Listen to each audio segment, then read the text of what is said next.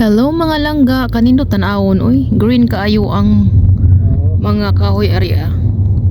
Tungod kayo mga 1 week na ni siya diri sa Middle East nga sige og ulan. So di ba? Green grass kaayo siya talang taon. Sada ha. Pero kay ba mo mga langga atong panahon sa summer nga almost murag 8 months masiguro og ako masayo.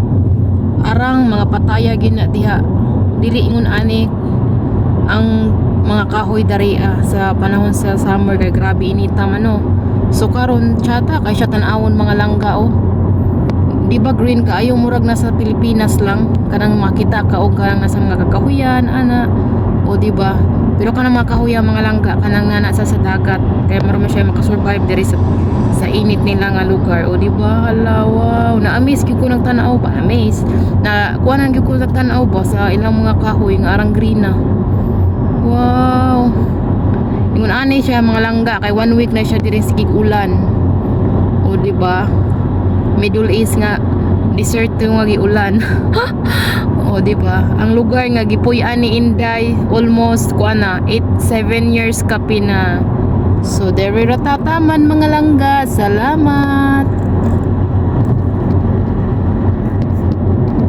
O di ba?